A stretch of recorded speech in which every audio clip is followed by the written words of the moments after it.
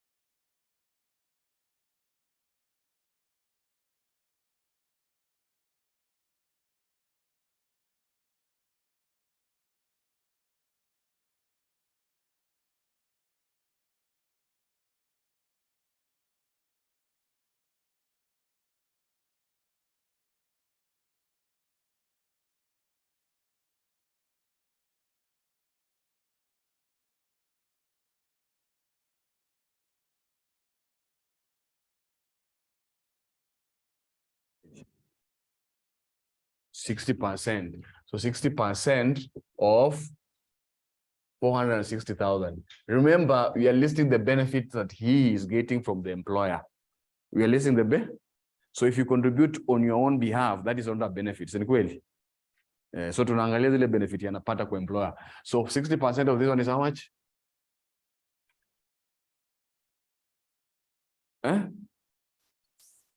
So naandika hapa 276,000. Hiyo ni insurance premium. Tumemaliza number 6. Number 7, he was provided a saloon car of 2,000 cc by the hospital for personal and official duties on 1st July 2017. The saloon car had an initial cost of, so here we have car benefit. Another thing you need to remember when you're doing employment income question, you need to know at what point was the benefit provided. Was it given for the whole year or for a portion of a year?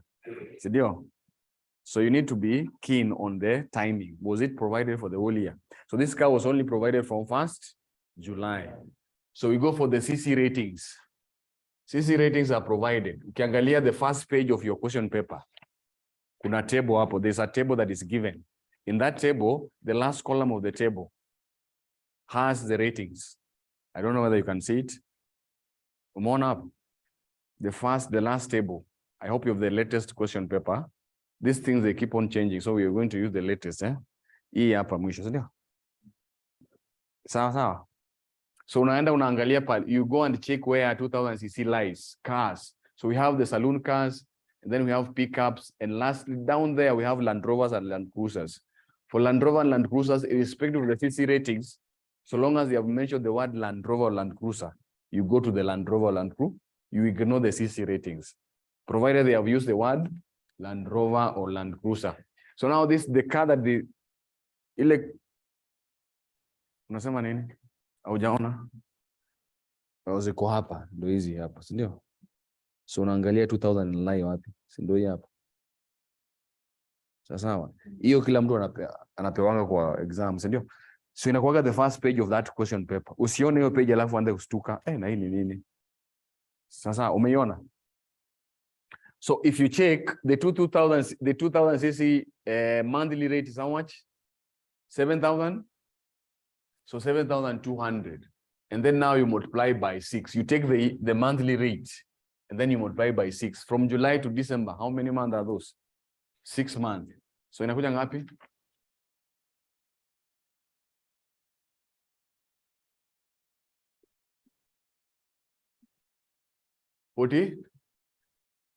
So 43,200. And then we said 2% per month of the initial cost of the car. So now 2% for 6 months, it will be how much? 12. Is it 2% times 6? Itakuja ngapi? 12%. Si ni kweli? It is 2% per month.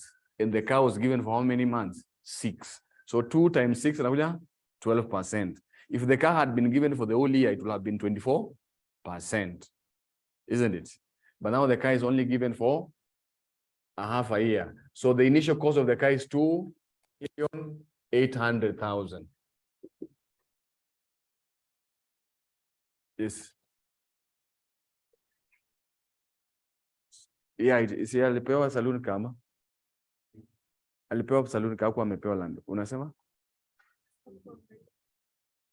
Sorry? Unaangalia?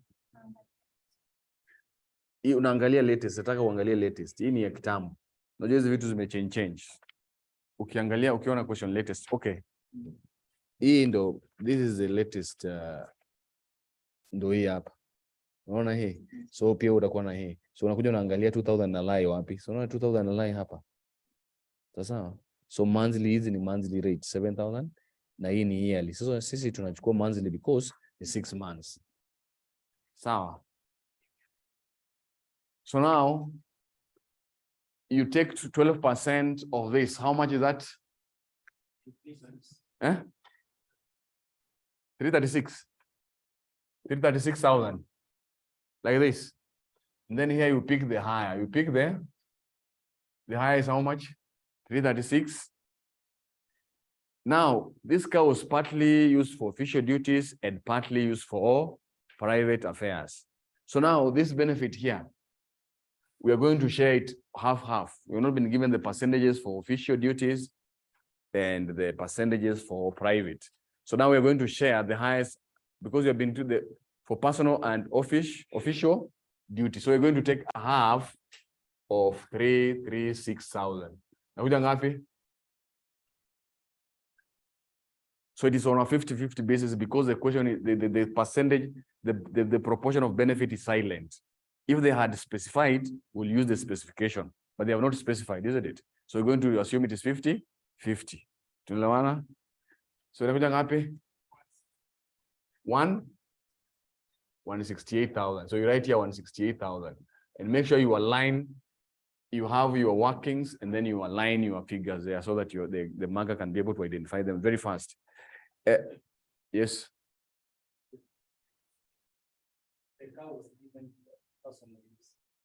If the car was purely for private use, then the entire amount will have been taxed. Is it if the statement was that the car was purely used for private affairs, isn't it? If it is for official duties, it's not taxed. If you're given a car for official duties, it's not a benefit to you, isn't it? It's to facilitate your work, isn't it? So that one will not be taxed. That is why even here you're excluding that portion that is for office. So yes.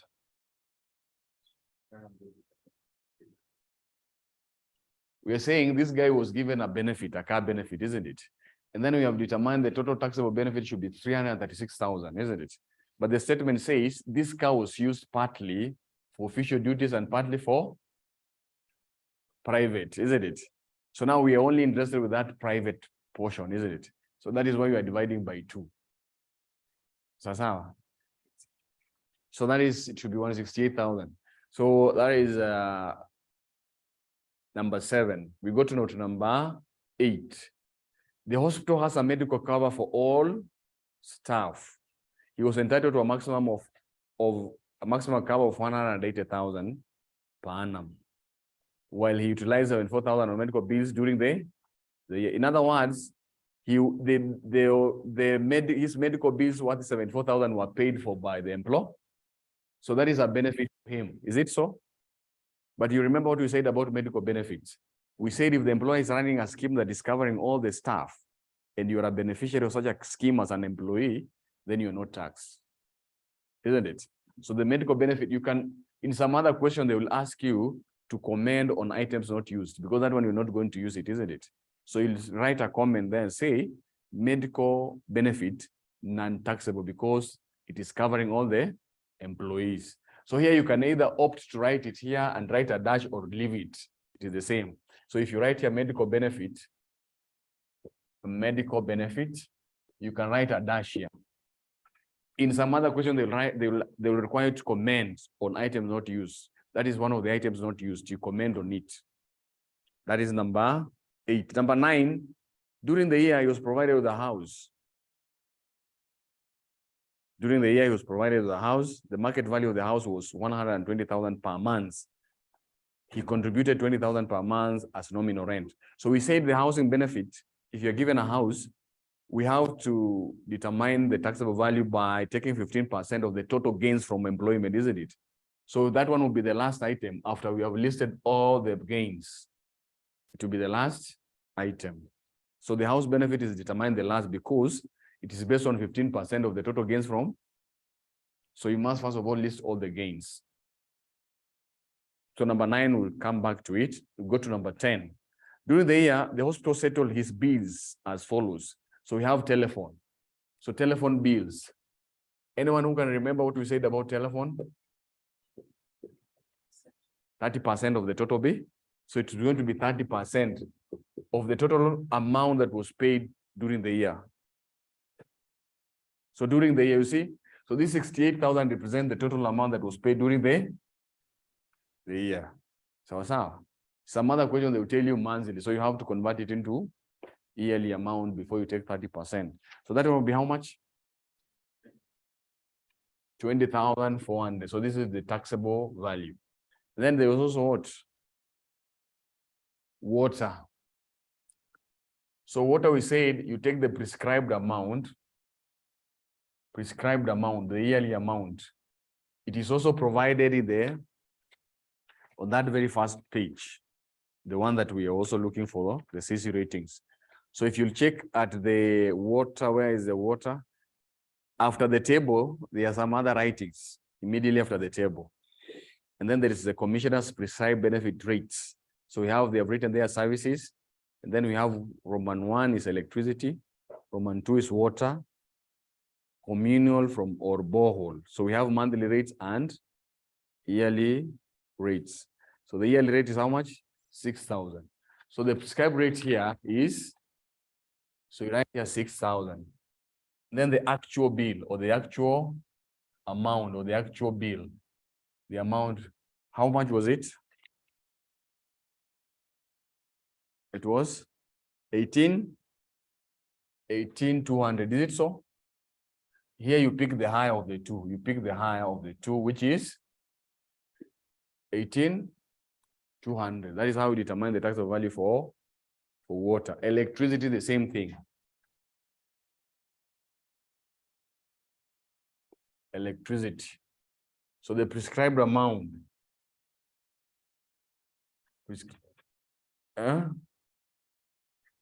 18,000. And then the actual bill. 24,600. 24,600. So you pick the higher of the two, which is 24,600. That is electricity. So we are through the note number 10. We go to note number 11. The hospital contributed 5% of his basic salary towards a registered pension scheme, while he contributed an equal amount to the scheme.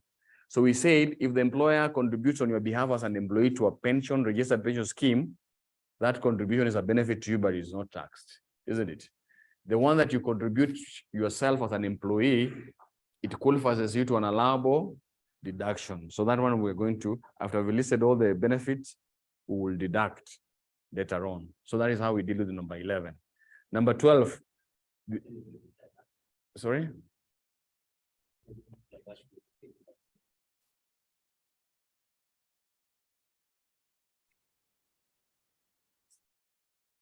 Which one?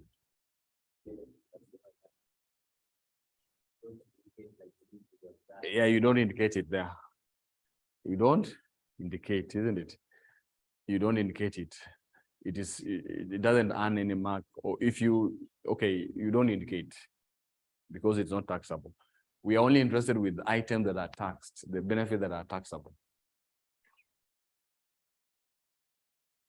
And then number 12, the hospital paid subscription fees on his behalf to the pharmacy and poison board amounting to 54,000 during the year. So he's a pharmacist and he belongs to the pharmacist board, the professional association that regulates their profession. And we said if there's subscription coming from your employer as an employee towards a professional association, that one is not taxable. Sindio? That is a tax-free benefit. That is what we said yesterday. Number 13, he was reimbursed private entertainment expenses of 120,000 shillings by the hospital during the year. He was reimbursed. So he went for private entertainment and he used 120,000 and he was given that money back. So it means he went for entertainment for free.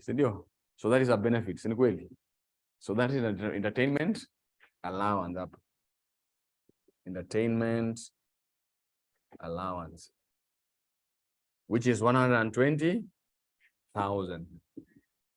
So now we'll get all the benefit before. So we write here total gain, total employment gains before, total employment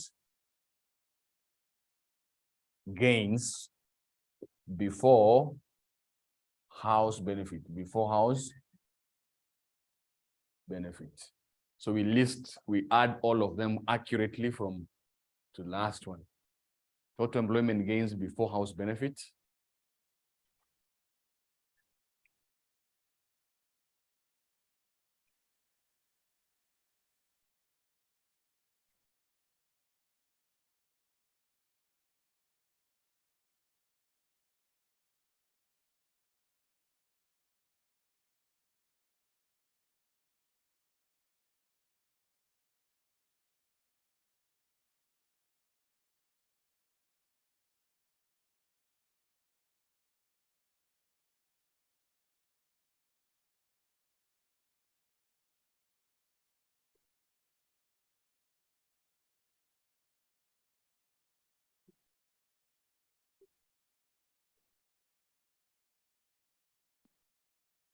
How much? 42. 32. 82. 200. Everybody this one. And then now you come here and compute the house benefit. So house benefit, we said it is 15% of the total gains from employment, which is 32, 82, 200. So what do you get? 192, 492, 330, isn't it? Then you compare the market value, market rental value of the house, market value. So you have been told the house, the similar houses are paid for at 120,000 per month, or the market value of the house is 120,000 per month. So you multiply here 120 times 12. The house was given for the whole year. 120 times 12 ni ngapi? Yeah, we are going to take care of that.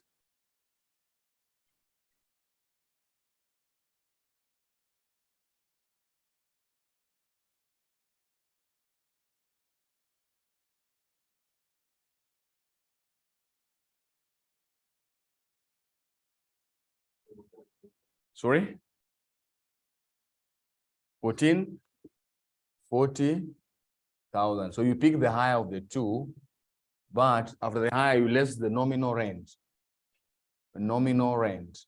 How much was the nominal rent? He was contributing 20,000 per month, isn't it? So you multiply here 20,000 times 12, which is 240. 240,000, isn't it? So after picking the higher of the two, you deduct 240. So which is the higher of the two? 1440 minus 240. So 1,200,000. So those we are now through with all the benefits. And then here we come here and less allowable deductions. Allowable deductions. So we said we have allowable. Allowable means they reduce the amount that is supposed to be taxed. So the first, we listed around 4 items. The only item that is here among the 4 that we listed is pay. So we write here pension. So pension, there is the actual contribution, the actual amount that he contributed, actual contribution. So he was contributing how much? 5% of his basic salary. So 5%, so it's going to be 5% of 208,000. How much is that? The basic salary for the whole year.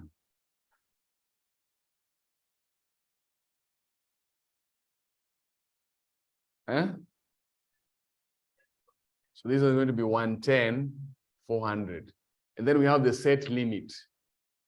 Set limit per annum is 240,000. You're supposed to know that. And then there is the 30% of the total employment income. 30% of 382,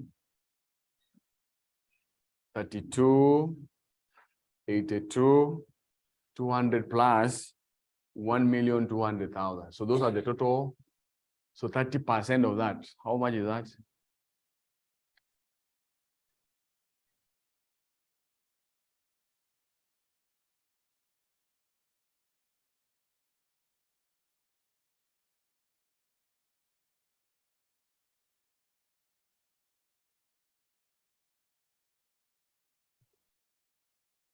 $13, 44, 660. So here you pick the lower of the two, which is 110,400. You deduct from, that is, you pick the lower of the two. So you pick the lower of the 3 figures. You deduct it. So now we have exhausted everything. Now you get here what you do, total taxable employment income. Total taxable employment income. So now you add this figure plus this minus this. Total taxable employment income.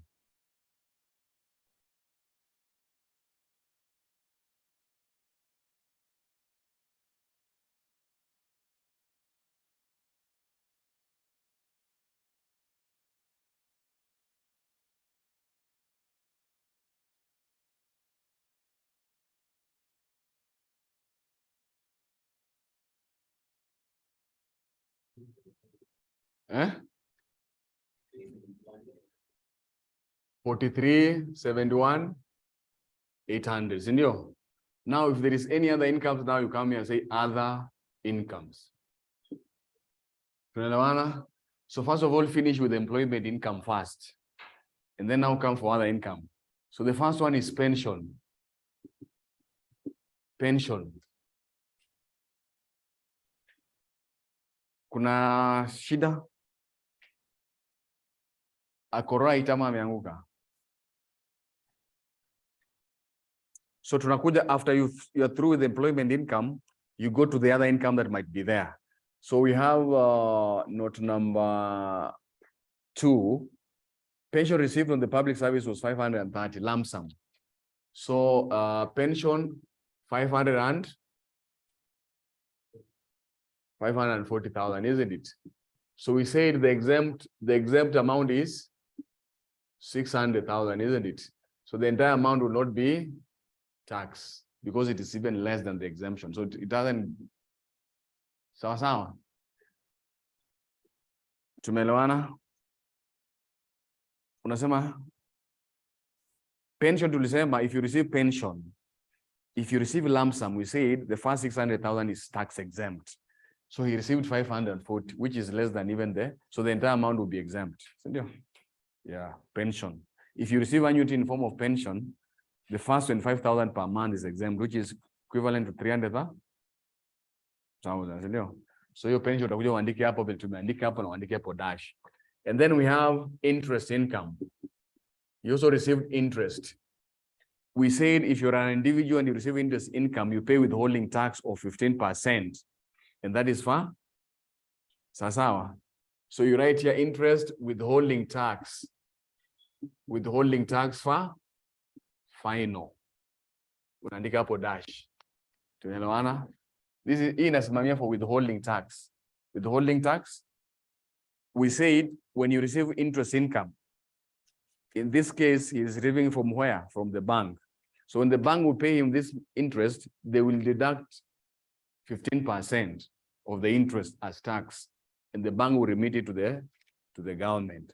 You as the recipient, you will not pay any tax, additional tax. That is the final tax. Now here we are through this guy. We get your total taxable income. Total taxable income, which is now 43,71,800. So that is how we do those. That is how we determine the taxable income. Tunaelewana? Any question so far?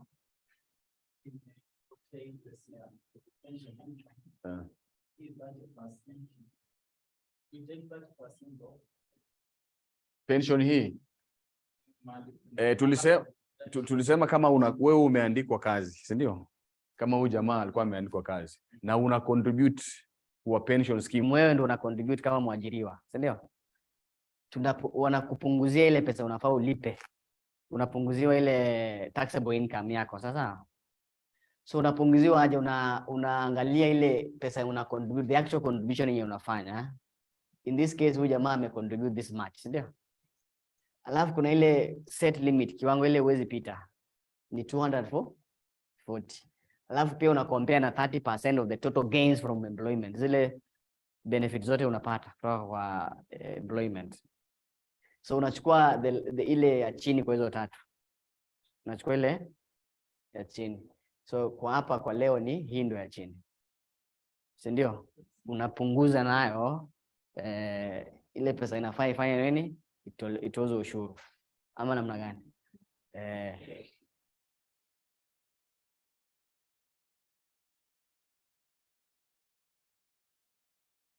So that is how we do it. Then now here we come here and tax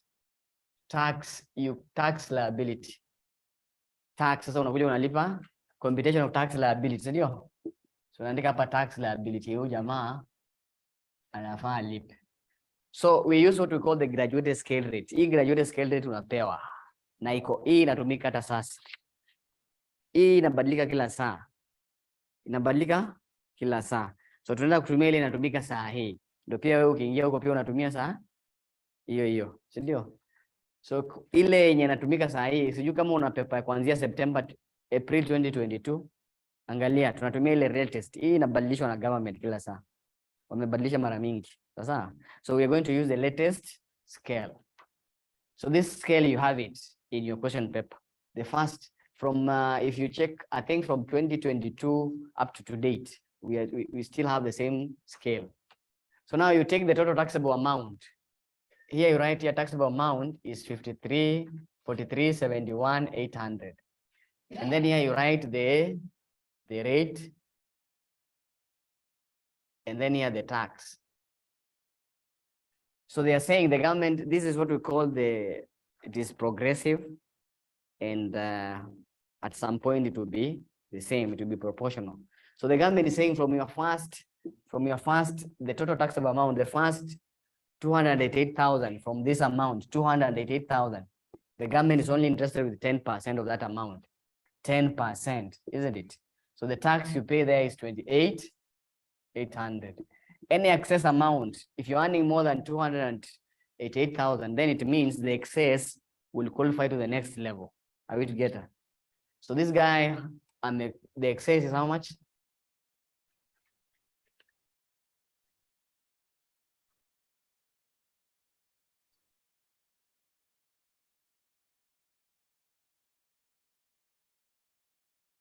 $437,408. Sorry, excess is 4,083,000, like this. So that is, this means now this remaining amount is untaxed, which qualifies us to the next level. That is the difference between 388 and 288. 388 and 288 is how much? So the next 100,000 from the remaining untaxed amount, we only take 100,000. We only take 100. That is the difference between the first level and the second. So the second level is 388 and the first one is 288. The difference is how much? 100, isn't it? So from this amount, you only take how much? 25%. So you only pick 25, which is 25,000.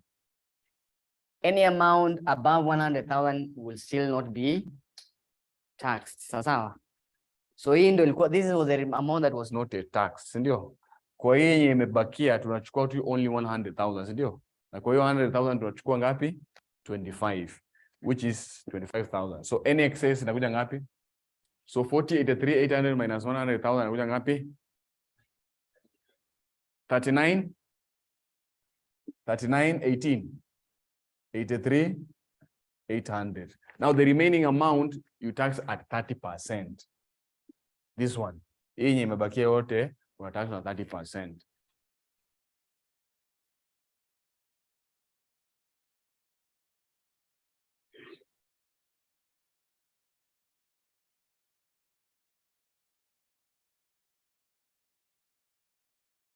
$11.95. 140. Hivyo.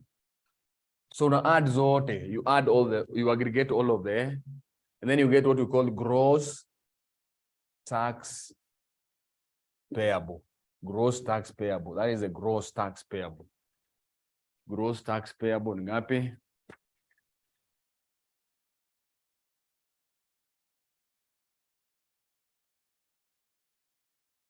Gross tax payable.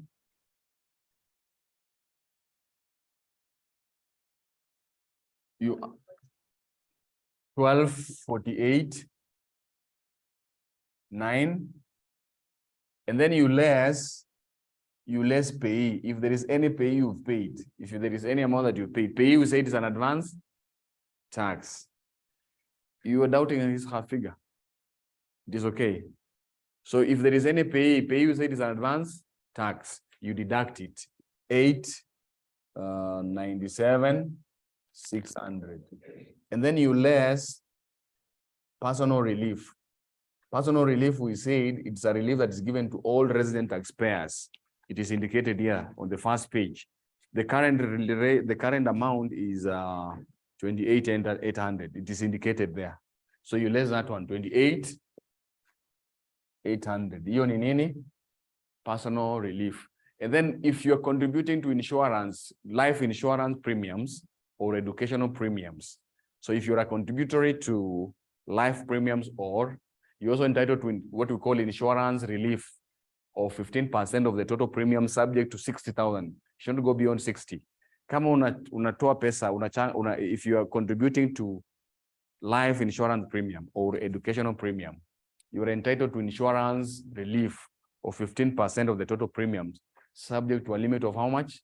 60%. So you are going to less insurance relief, which is 15%. The total premium was paying was how much? 460, isn't it? Even the one that the employer is contributing on your behalf. So long as there is what we call life premium or educational premium. If the employer is contributing on your behalf, that is a taxable benefit. But besides, the amount qualifies you to a relief. So 15% of 460 is how much? 460 alikuwa anachanga kwa insurance premium note number, alikuwa anachangia premiums the life premiums, ndio? Hiyo ilikuwa ni note number 6. He has a life insurance policy. Ndio nasema kama uko na life insurance policy ama educational policy, sawa. Either wewe ndo unachanga ama ni muajiri wako anakuchangia. Employer ndo anachanga. Kama ni wewe unachanga bado una qualify, lakini si benefit. Lakini kama ni employer anakuchangia ni taxable benefit, lakini pia bado ina qualify kwa relief. Tumeelewana hiyo lugha? So 15% of 460 ni ngapi? 69. So inafaa ikuwe 60, sipite 60,000. Ikipita 60 ndio inatolewa. Sawa sawa? So subject to see, so utatoa hapa 60. It should not go beyond 60. So you take if it is lesser than 60, you take that amount. If it's beyond 60, you take 60. And then here you get what we call the net tax payable. Net tax payable. Net tax payable. Hivyo ndo tunafanya hizo maswali. So if you check the requirement of the question, so far we have answered part Roman 1 of the question, which wanted us to compute the total taxable income. We have done it, it's here. And then we have also computed the tax liability of the taxable income. It is here. So we have exhausted the question. The good news is that this question will be examined in your exams.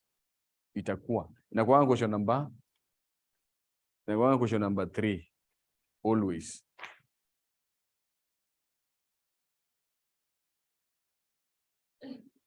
Unasema? Sorry?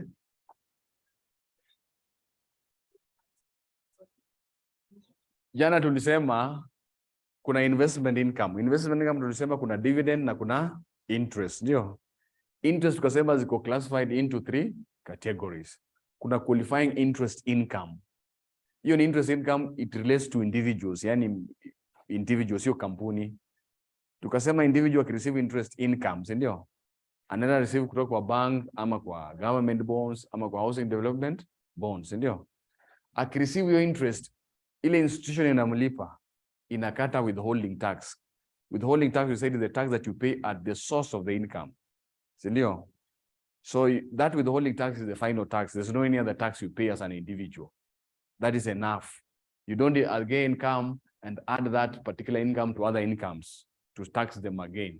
That income, that tax that you paid at the source is sufficient. There's no any other extra tax you pay. That is what we said. If you're an individual, if you're a company, you have to add to other incomes and tax it again. Tunaelewana? Sawa. Kama ni kampuni lazima add the gross amount to the other incomes, tax tena. For interest income tusema hiyo. Sawa sawa? Aya, tutafanya maswali mengi na tuendelee. So I want to give you a few minutes to write those ones who have not been writing. Any questions so far? Okay, you take a very few minutes to write so that you can do another question. Then I give you another assignment. Rona, tax tutamaliza by February 15. So utakuwa na enough time usome, urudie maswali. Sasa kama hii wiki tumemaliza employment income. Tumebakia za computation ni ngapi? Za computation tulisema ni ngapi? 4. Employment income, business income, VAT na investment allowance, ndio? So next week tutakuwa tunafanya business income. Sawa sawa? Una swali? Andika hiyo. You can write it down neatly. Ama umemaliza kuandika? Unataka kupiga picha ama kuandika? Which one do you want to do? Andikeni haraka haraka.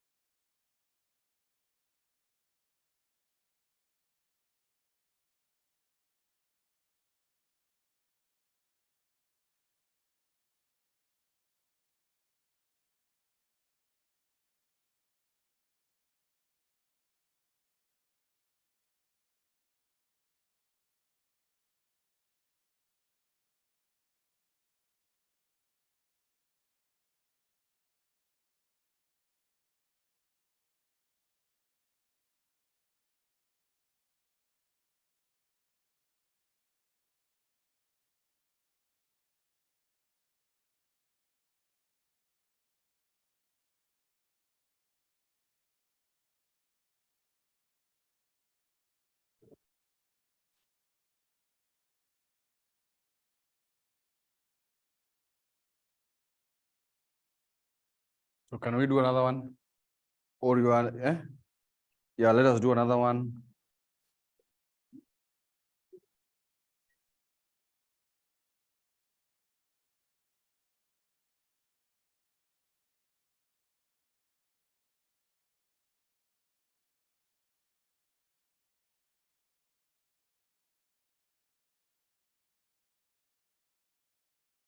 So we can also do another question, December 2021, question number 3B. December 2021, question number 3B.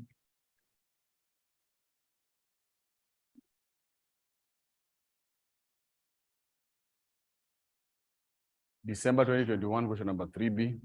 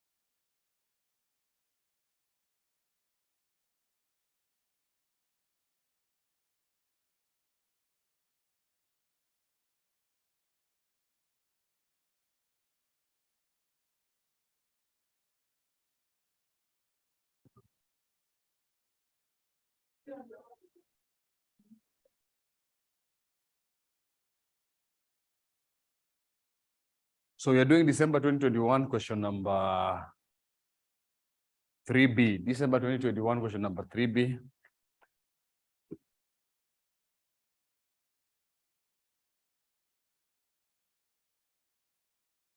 December 2021, question number 3B. December 2021, question number 3B. I'm reading. I will allow you to assist me to read, but we have other online. So the question reads, Alex Makali is an employee of Pengo Limited. So during the year of income 2020, he provided the following information to you to assist in filing of an individual income tax return. Number one, the basic salary of 144,600 per month, net pay tax of 19,600.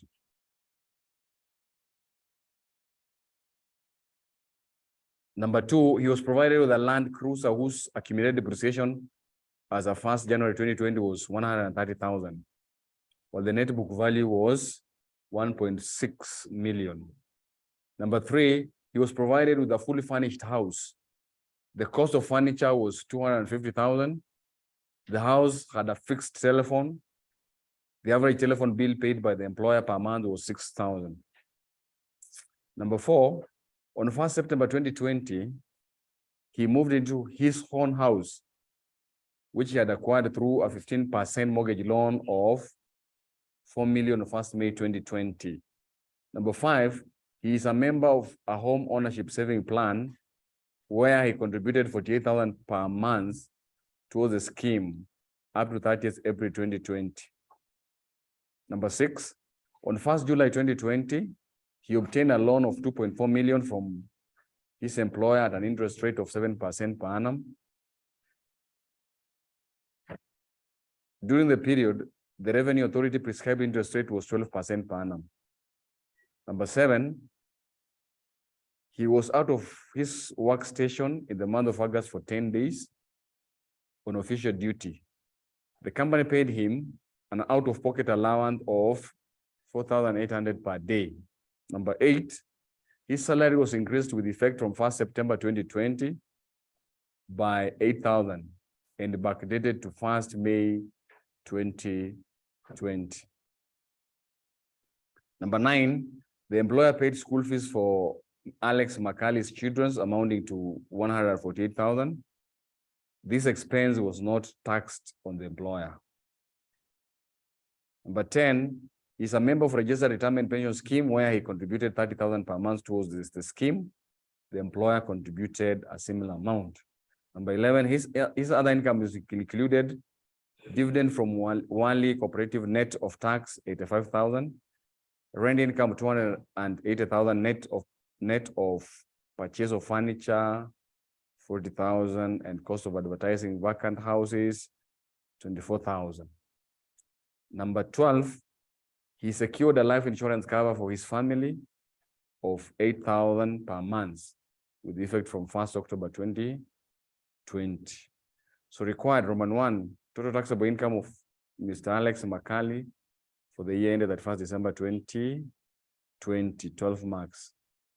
Tax liability, if any, from the income computed in 1B above. So now here you're going to write Mr. Alex Macali, Mr. Alex Macali, computation of taxable income, computation of taxable income for the year of income, for the year of income, the year of income 2020. Then you need clearly or neatly underline. Then here you can have your shillings. You write your shillings. So now we want to go item by item. So the first item is basic salary of 144,600 per month, net of pay of tax of 19,600, isn't it? So 19,600. So here basic salary. So write your basic salary. Basic salary of 144,600, and then you multiply by 12.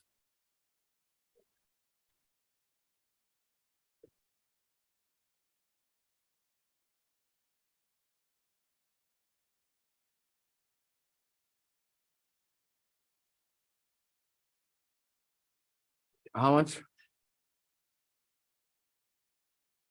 17? So this one will be 17,35,200. The other pay is an advance tax. We're going to deduct from the gross tax liability. Number 2, he was provided with a Land Cruiser whose accumulated depreciation as 1st January 2020 was 130. Well, the net book value was how much? So here we have the car benefit. So you write your car benefit. So we have the CC ratings. CC ratings. So the car was given for the whole year, isn't it?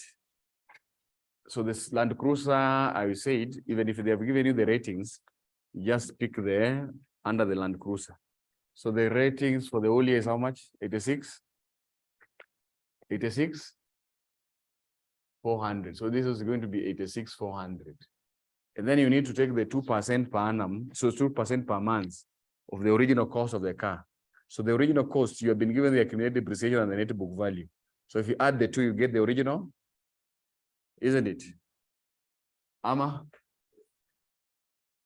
So the net book value is 1.6, and you net book value. So NBV, net book value, is equals to the cost minus accumulated dip. So we have this one. We need this, isn't it? So we add. So we have been given the net book value, which is 1.6, isn't it? And then we don't have the cost.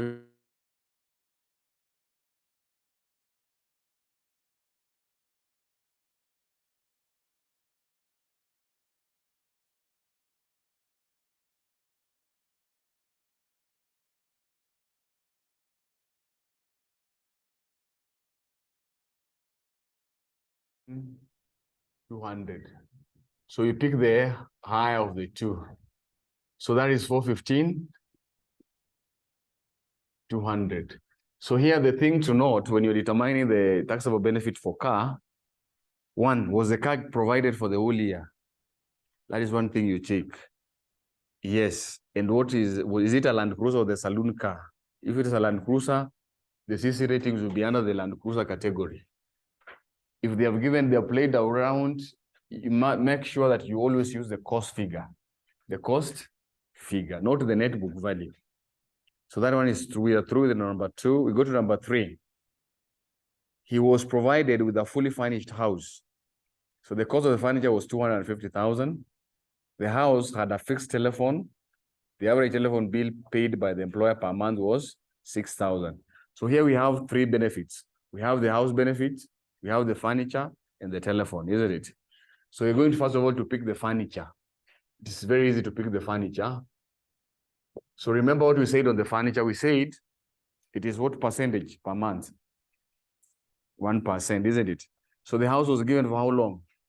9 months. Because we have been told in note number 4 on 1st September. So those are how many months? 8 months. So he was given the employer's house for 8 months. So now we're going to take 8%. 8% of the total cost of the furniture, which is 200. And when he moved to his house, he no longer enjoyed the furniture, isn't it? Si ni kweli? So inakuja ngapi?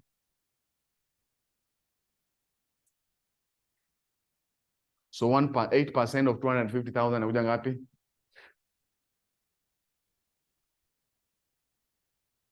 20,000. So this is 20,000. And then there's this telephone. The telephone, the average bill that was being paid by the employer was how much? 6,000. So we're going to take 30% times 6,000.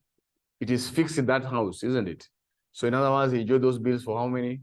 8, isn't it? Ama namna gani? Tuna telephone. So the telephone was being 6,000 per month, isn't it? The telephone bill paid by the employer per month was 6,000. So 6,000, he was in that house for 8 months. So how much will that be? 48,000 times 30%. Nakuja? 14,400. 14,400. Remember to number 4. Temporarily. Housing, we said, it is the last item. Number 5, he is a member. We also have mortgage interest. That one is an allowable item. Number 4, on 1st September 2020, he moved into his own house, which had acquired through a 15% mortgage loan of 4 million 1st May. So there's a mortgage interest that is allowable. It's a deduction item. And then number 5, he's a member of a home ownership saving plan, where he contributed 48,000 per month towards the scheme up to 30th April 2020. So what is it that we said on home ownership saving plan? Anyone who can remember? Home ownership saving plan? You do not? No, we said that is a deduction item, isn't it? It reduces the amount that is supposed to be taxed. He is the one contributing. Remember here, we are interested with the benefit he is receiving from the employer. So this one is the one saving. He is a member of home ownership saving. So it means you are given money and then you save. So that is not a benefit at all, isn't it? The reason it is there so that you deduct once you determine the total cumulative benefits. Sawa sawa. Tuendelee, number 6. On 1st July 2020, he obtained a loan of 2.4 million from his employer at an interest rate of 7% per annum.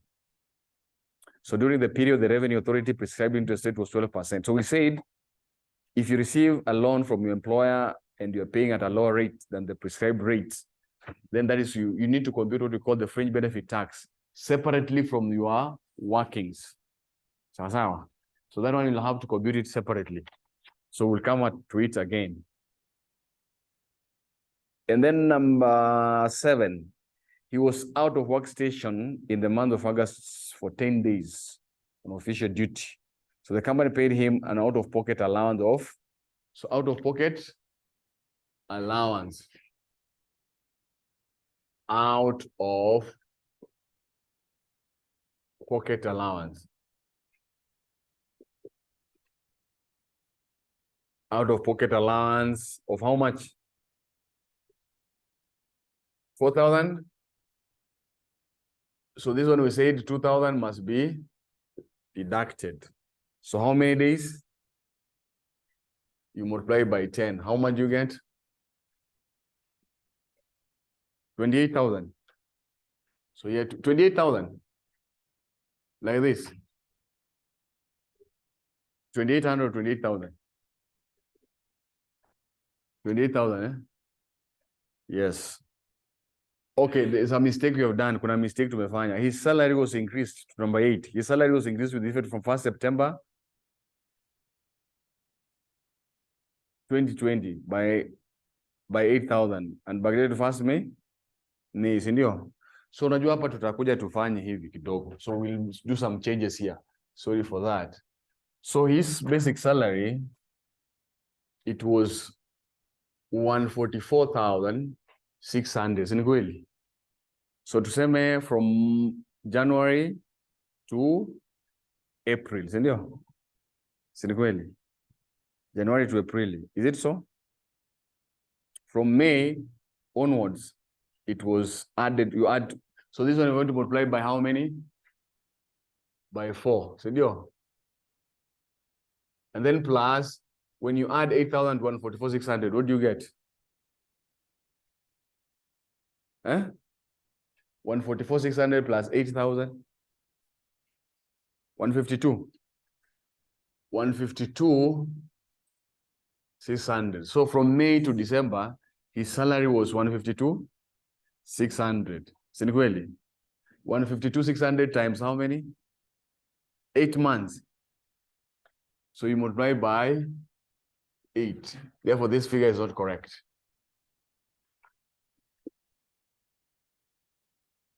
Tumeelewana ama tujaelewana hapa? Waliadjust mshahara yake September, ndio waliadjust. Walimuongezea 1,000 ngapi? 8. Na waka backdate kwa kuanzia nini? May. Ku backdate na maisha inafaa ianze kuanzia May. So kuanzia January mpaka April mshahara yake itakuwa tu 144,600, si ndio? Alafu ile ikakuja ikaongezewa 8,000 ikakuja 152,600. So times 8. So inakuja ngapi?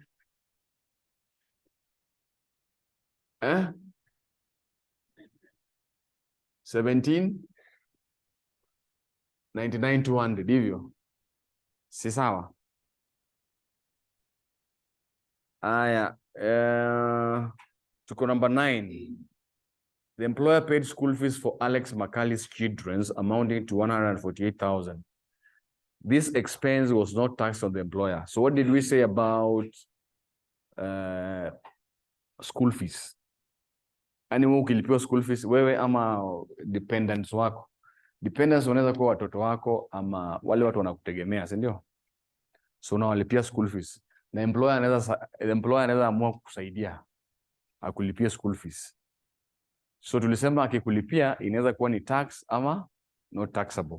Inategemea vile yeye ameitreat. Sasa kama haitaxiwa kwa employee, wewe utafanya nini? Utapay tax. So tutaandika hapa nini? School fees. Wamesema it was not taxed on the, so it will be taxed on who? On the employee. The condition for school fees not to be taxed, it must be taxed on the employer. If it is taxed on the, if it's not taxed on the employer, then you will be taxed as an employee. So the total amount that is going to be taxed, how much? 148,000. Sawa sawa. They are very explicit. They are saying the expense was not taxed on the employer. So the employee will be taxed. Number 10, he is a member of a registered retirement pension scheme where he contributes 30,000 per month to the scheme. The employer contributed a similar amount. So the one that the employer is contributing on his behalf, it will not be taxed. True? And then the one that he is contributing is not a benefit. However, it qualifies him to an allowable item, isn't it? So now we go to number 11, other incomes. Other incomes included. So that is other incomes, not the employment income. So that one relates to other incomes. Number 12, he secured a life insurance cover for his family. So he is secured. So he's the one paying. It's not the employer, isn't it? So it's not a benefit. So now here we get the total employment benefit, total employment gains, total employment gains before house benefit. So we add all of them before house benefit.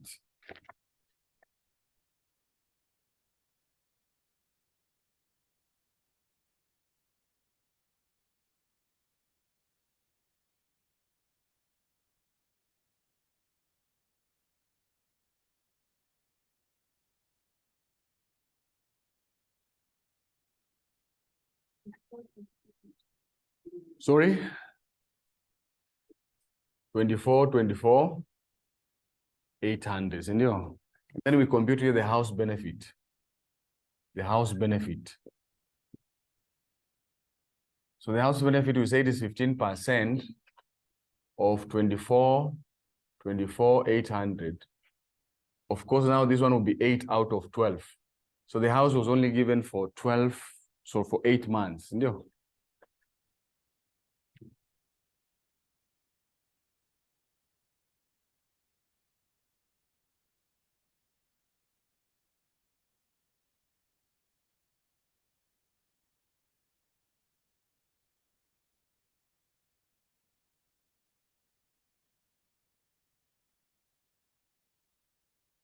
So nakuja ngapi?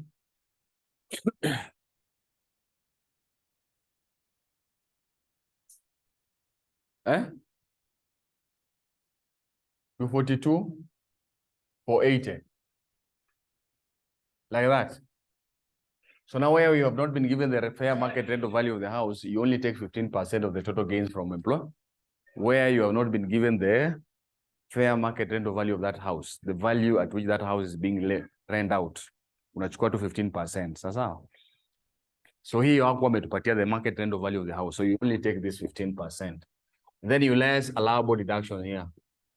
You less allowable deductions at this point. So allowable deduction number 1 is home ownership saving plan. He's contributing to home ownership saving plan. We call it HOSP. Sindio? So there's the actual contribution. There's the actual contribution. Actual contribution is not number. He's a member, not number 5. He's a member of home ownership saving plan where he had contributed for 4,800 per month towards the scheme up to. So he contributed 4,800 per month for how many months? For 4 months only, sindio? Up to 30th April. So I'll contribute only for 4 months. Nakuja ngapi? 4,800 times 4. 19 to 1. 19 200. And then we have the set limit. So the set limit is 48. Is it 48,000 per annum? And then you divide this one by 12 in order to get there. This is 48,000 is for the whole year. We need to get there for 4 months. You multiply by 4. 16,000. So here you get 16,000. If we contributed towards the scheme for the whole year, then you will have compared it with 48,000. That 48,000 is the annual figure. But because you only contributed 4 months, you have to determine the monthly rate, the monthly limit. Then you multiply by the number of months. So you take the lower, which is 16,000. Then number 2, he also contributed, number 6, he obtained a loan of 4 point, sorry, not number 6.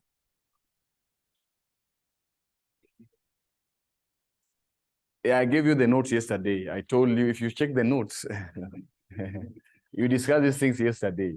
And I saw somebody with the handout here. Can I show you? So yesterday you were here, isn't it? We discussed this one yesterday. It is here. Note number 2, contribution to a registered home ownership saving plan up to a maximum of 4,000 per month to 48,000 per annum. Okay, so it is there. We'll discuss kila kitu. Nataka kuambia hii handout iko exhaustive, iko na kila kitu. Sawa sawa. So that is home ownership saving plan. Aya, tuna mortgage interest. Iko wapi hiyo mortgage interest? Number 4. First, he moved into his own house, which he had acquired through. So we have the mortgage interest. The mortgage interest.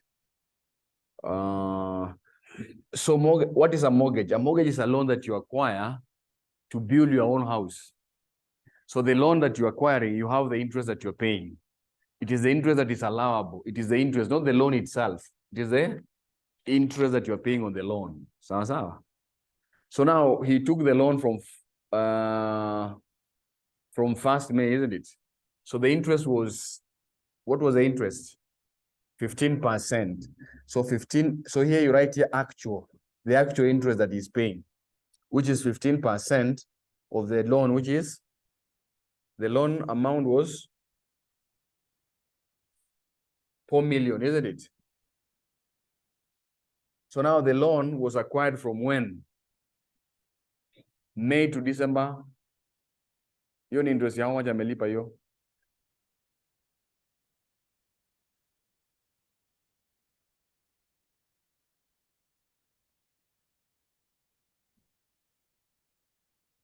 May to December, those are how many months? 7 or 9?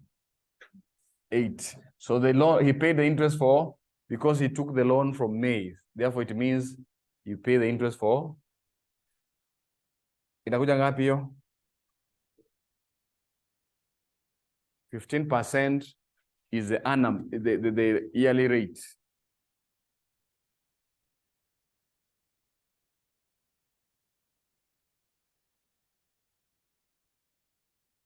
Nakuja ngapi?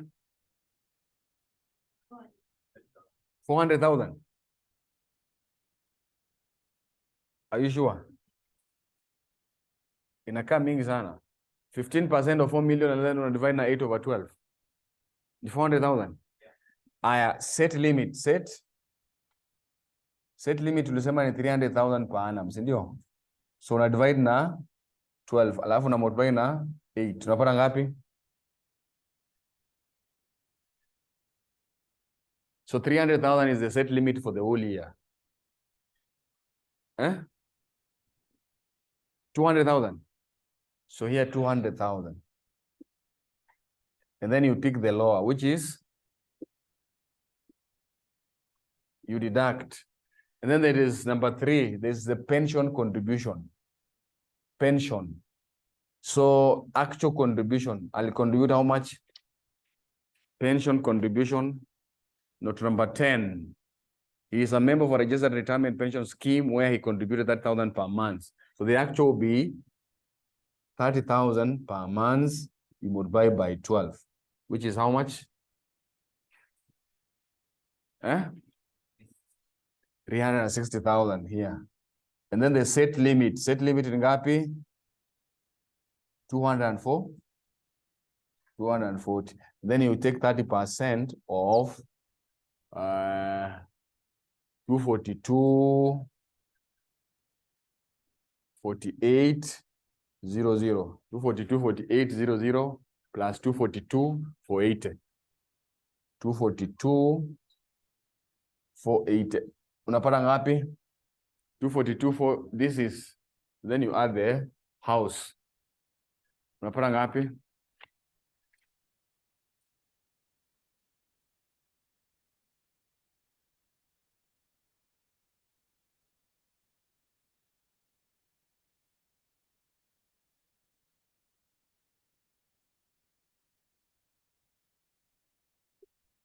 Huh? 800, 184. You pick the lower of the 3, which is 240. And then you get the total taxable employment income. So you get the total taxable employment income. So you get the total taxable employment, total taxable employment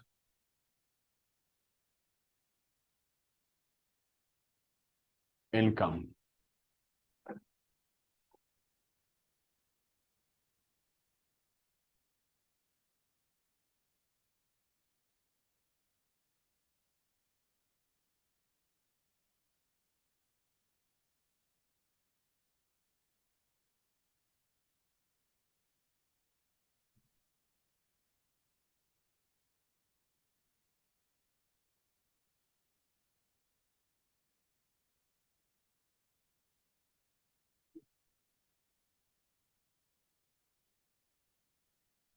Unapata ngapi?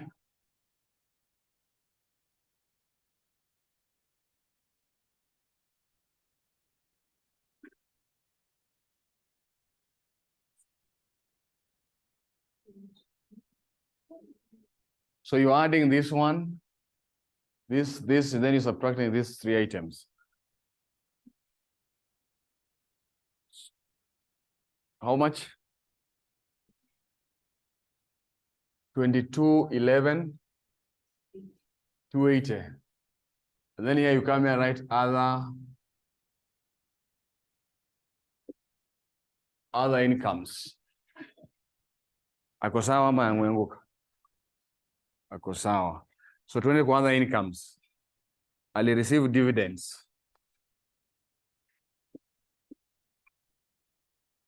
So dividend jana tulisema kuna kategori mbili za kategori tatu. So the first one is qualifying dividend. Hii ni non-qualifying dividend, isn't it?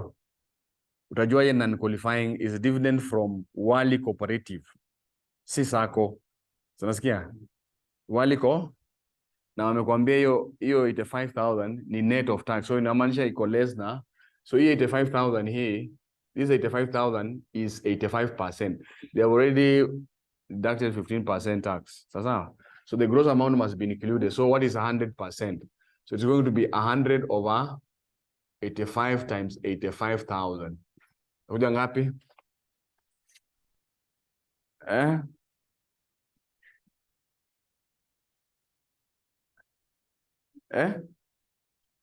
100,000. So the gross dividend is 100. This one you're going to tax it. Sawa. Tuende kwa hiyo, the next income was rent income of 280,000. So tukiadd furniture after net of furniture ufai kudeduct, tuna add pale. So 280 rental income of, so we said if rental income is less than 10 million, the withholding tax is for 10%. Withholding tax is final. So long as the rental income is less than 10 per annum. So rental income here utaandika per rent. Withholding tax final. Withholding tax of 10% final dash. So tumemaliza. So hapo utapata total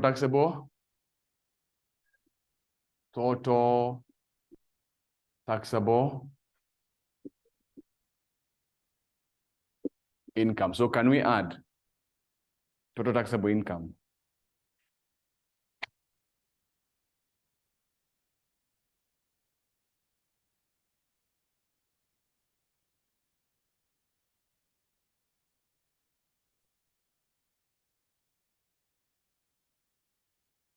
So we add those two items. What do you get? Sorry?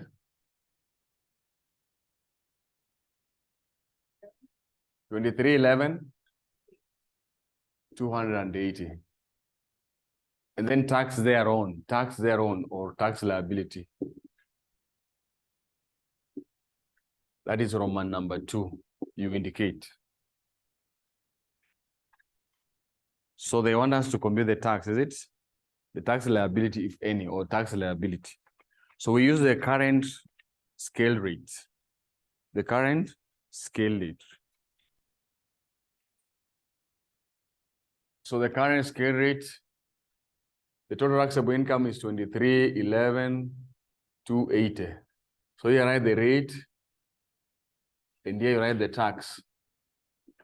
So the first 288,000 you pick 10%, which is 28,800.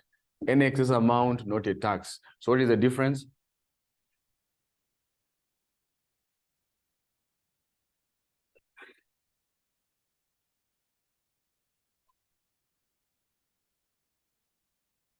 Nakuja ngapi?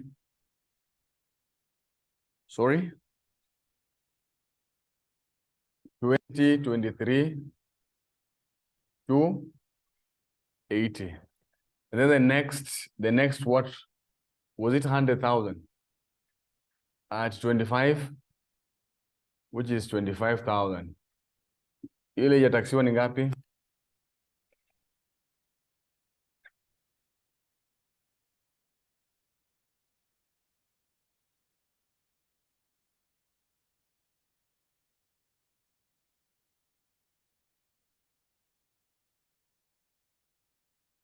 Eh?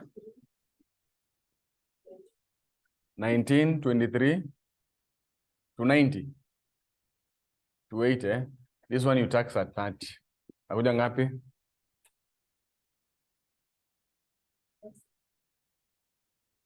$576, $984. And then you get the gross tax payable here. Gross tax payable. Gross tax payable ngapi?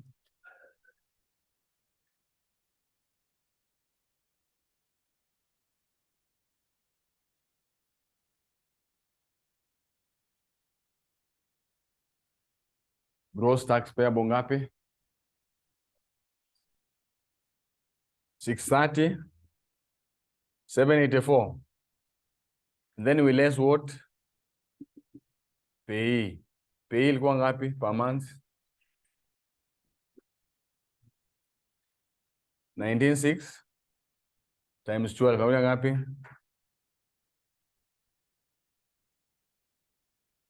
Eh? 235. And then you less personal relief. Personal relief ni ngapi? 28,800, ndio. Alafu kuna insurance relief. Alijilipia insurance relief. Alikuwa anajilipia ngapi? 8,000 kuanzia lini? So 8,000 times 3 inakuja ngapi? 15% of 8,000 times 3. 32. Is it 24, Or 15% of 24,000. Nakuja ngapi?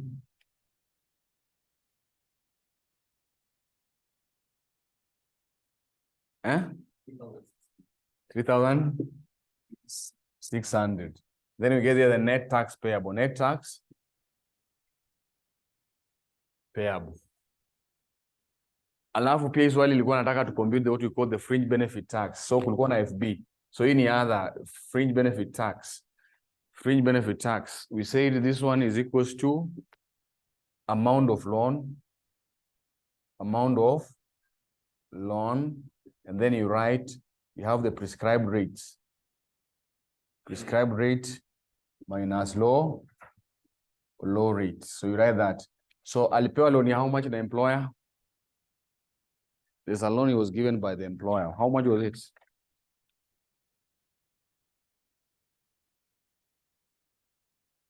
So that is not number 2.4, sindio? So the amount of loan was 2,400,000, isn't it?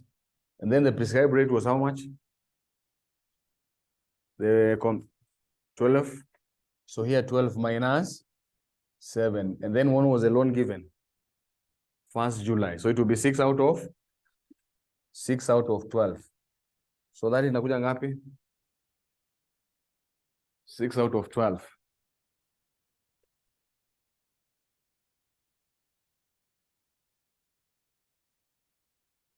$12 minus 7 nakuja ngapi?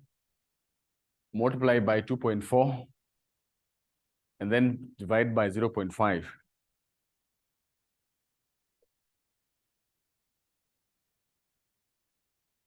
So first, this is the fringe benefit. That is a fringe benefit. Eh? So this one is 60,000.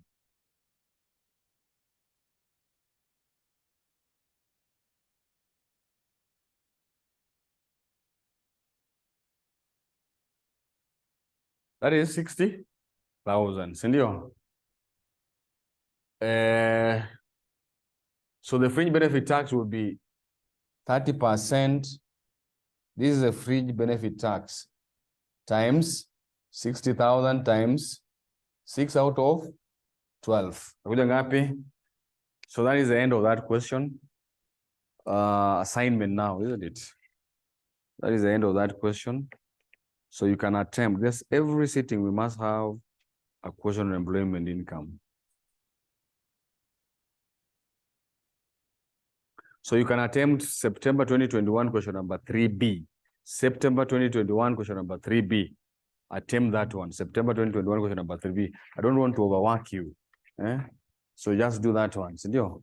Make sure unafanya assignment na una submit. Hapo ndo utakuwa mtu wise. Unajua? Wisdom is application of knowledge. September 2021 question number 2B. Sawa sawa? So assignment September 2021. September 2021 hiyo swali employment iko hapo ni moja tu. September 2021, sindio? September 2021 question number 3B. 3B.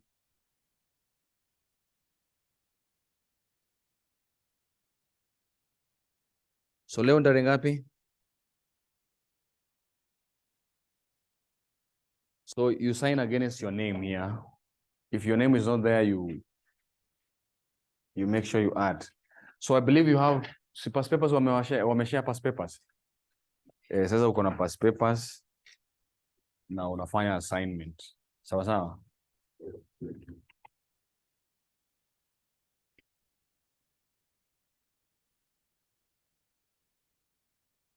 Sign hapo nataka kwenda na hiyo. Against your name. So the class for today, we have finished our class today. So we've doing question on employment income. Next time our topic is business income. Business income. If you respond well, responding well is doing questions positively. Then we might not need to waste more time here. We'll move on. That is when you do 2-3 questions successfully.